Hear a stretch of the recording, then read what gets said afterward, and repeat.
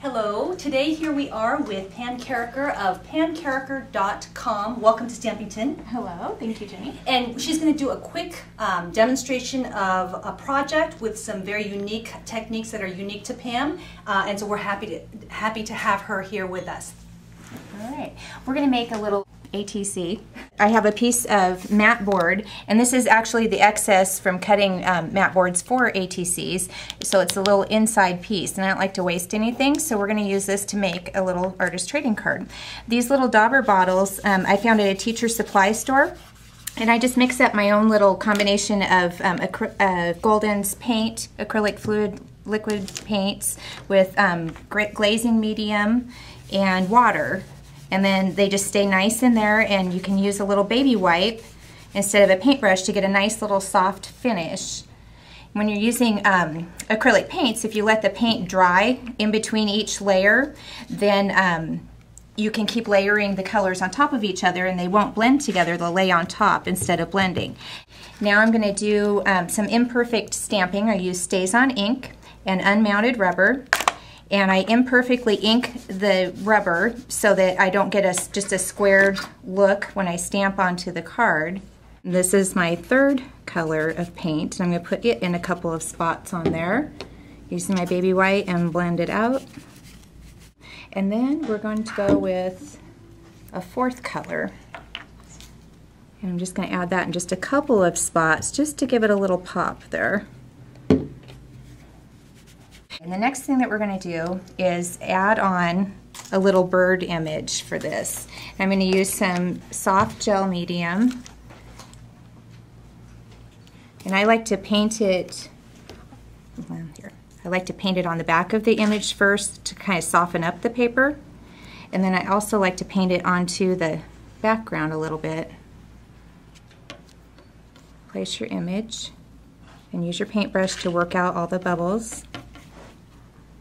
Make sure those little tiny things like the little legs are stuck down real good so they don't pop off.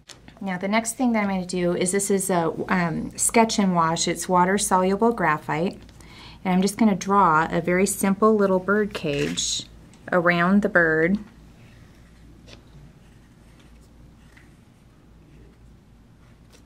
And I'm going to take a Sharpie marker and I'm going to kind of just sketch a little bit of the outline of the bird cage, because we're going to wash out that graphite pencil, and this will help.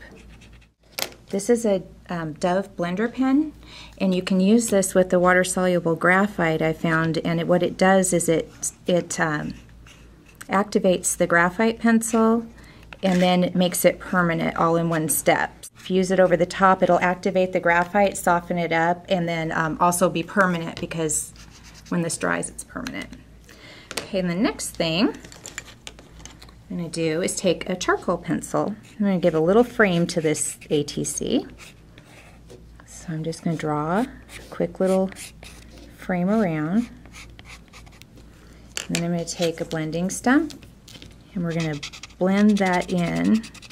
And I also like to shade off to one side and a little bit underneath too. So you can just play with the shading and do what you like with that.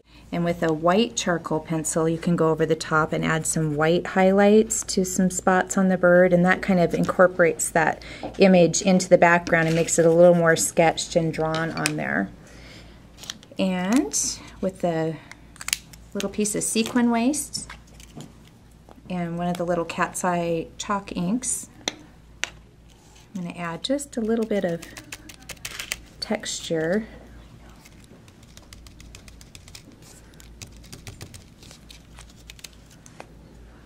With that, a little bit of that goes a long way, so don't overdo that. Then I'm going to take my very favorite white gel pen, which is a Uniball Sigma white gel pen, and write some words around the heart. And then, last but not least, we're going to use the little Sharpie poster paint pen. These things are great because they have like tempera paint in them. And make a little dip dot heart. And there you go. Well, I learned a lot with this demonstration, and I want to thank you, Pam, for sharing it with our viewers. You're welcome. It's been fun visiting.